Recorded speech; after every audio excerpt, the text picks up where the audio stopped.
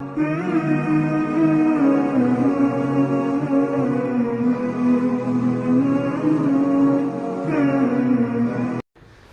اگر ایک بچہ 6 ماہ میں حفظ کرنا چاہتا ہے یا سال تک وہ حفظ کرنا چاہتا ہے تو وہ کیا عوامل ہیں، کیا طریقہ کار ہے جو اس کو اپنانا چاہیے اور وہ جلدی سے حفظ کر لے؟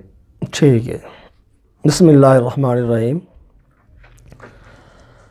اس حوالے سے میں آپ کے سامنے عرض کروں کہ قاعدہ جب پڑھایا جائے، الحمدللہ ہم ایسے ہی پڑھاتے ہیں، اس میں کچھ ضابطے، کچھ قوانین ہم ساتھ ساتھ بتاتے ہیں۔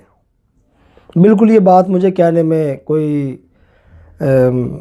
بار محسوس نہیں ہوتا، کوئی آر محسوس نہیں ہوتی کہ 2-3 ماہ کے عرصے میں اگر کوئی چیک کرنا چاہے، کوئی استاذ آ کے تو بالکل چیک کر سکتا ہے، 2-3 ماہ کے عرصے میں ہم بچے کو تجوید و ترتیل کے وہ قواعد بتا دیتے ہیں جو حفظ کے بعد 3 سال مکمل تجوید پڑھنے والے قراء کرام، اساتذہ کرام میں سے اکثر کو نہیں پتہ ہوتا۔ بنیادی چیزیں ہمارے 3-4 ماہ کے دوران الحمدللہ بچے کو یہ چیزیں ہم ازبر کرا دیتے ہیں، اس کی پریکٹس کروا دیتے ہیں۔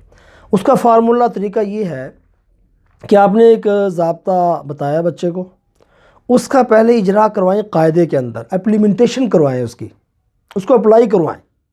سب سے بڑی زیادتی ایپلیمنٹیشن ہے، اس کا نہ ہونا۔ اب دین اسلام بہترین طرز زندگی ہے، طریقہ حیات ہے، لیکن ایپلیمنٹیشن نہیں ہے مسلمانوں کی، اس لیے فیل ہے۔ ہمارے پاکستان کے آئین پاکستان کے اندر بڑے شاندار ضابطے ہیں، انسانیت کے حوالے سے، فلاحی حوالے سے، دینی حوالے سے، لیکن ایپلیمنٹیشن نہیں ہے، اس لیے فیل ہے۔ اصل چیز ایپلیمنٹیشن ہے۔ آپ ایک چھوٹی سی چیز طے کر لیں، اس کو اپلائی کر دیں، اس کے اثرات نکلیں گے، اور ایک آپ بڑی چیز طے کر لیتے ہیں، اس کی ایپلیمنٹیشن نہیں ہے، وہ زیرو ہے، جیسے ہمارے دین اسلام کا حال ہے۔ یہی بات برنارڈ شاہ نے کی تھی نا جی، وہ جو یورپ کا بڑا مورخ گزرا ہے، بڑا دانشور برنارڈ شاہ، اس سے کسی نے پوچھا ابھی سب سے بہترین مذہب کون سا ہے تیرے خیال میں؟ تو اس نے کہا اسلام ہے۔ تو اس سے پوچھنے والے نے پھر پوچھا کہ آپ اگر یہ سمجھتے ہیں کہ اسلام سب سے بہترین دین ہے تو تم مسلمان کیوں نہیں ہوتے؟ تو اس نے کہا جی کہ بدقسمتی سب سے بہترین مذہب اسلام ہے اور سب سے بدترین امت مسلمان ہے، سب سے بری امت مسلمان ہے، ایپلیمنٹیشن نہ ہونے کی وجہ سے۔ تو انہوں نے کہا جی کہ پھر آپ ان کے لیے کیا کہتے ہیں؟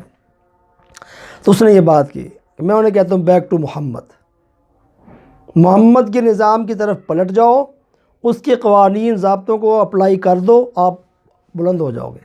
اصل چیز ایپلیمنٹیشن ہے جو ہم نہیں کروا پاتے۔ قاعدے کے اندر آپ نے ایک چیز پڑھائی ہے، اس کا قاعدے میں اجرا کروائیں، پھر وہی چیز سورہ فاتحہ میں اجرا ہو، سورۃ الناس میں ہو، باقی صورتوں میں ہو، 30ویں پارے میں وہ ساری باتیں جو قاعدے کے اندر آپ نے پڑھائی ہیں اور پڑھانی چاہیے، اس کے محض جوڑ نہیں کروانے چاہیے، محض ہجے نہیں کروانے چاہیے، وہ باتیں لازماً جو ضروری ہیں وہ لکھی ہوتی ہیں قاعدوں کے اندر، وہ پڑھا کے بتا کے اس کا اجرا کروایا جائے 30ویں پارے کے اندر، تو وہ بچہ جو اس صورت کے اندر اجرا کر لے گا وہ ایک ایک لفظ کی گہرائی میں جانے کے فن کا ماہر ہو جائے گا۔ جب وہ پڑھے گا تو پورا لفظ اس کے سامنے کھڑا ہوگا، اس کا ذہن پوری طرح اس لفظ کو نقش کر لے گا، وہ سطحی اور سرسری سطح پر نہیں پڑھے گا۔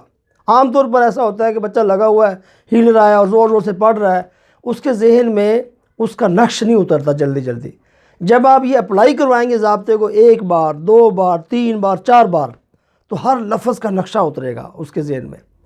آپ اپلائی کروانے کے بعد ایک صورت کے اندر 2 صورتوں میں، 1 پاؤں میں، آدھے سپارے میں، پھر اس سے کہیں گے آپ اس کو زبانی یاد کرو، وہ بچہ آج 2 پیج یاد کرے گا، کل 4 پیج یاد کرے گا، حتیٰ کہ وہی بچہ روزانہ 1 پاؤں یاد کرنا شروع کر دے گا، مکمل تجوید کے ساتھ، مکمل ترتیل کے ساتھ۔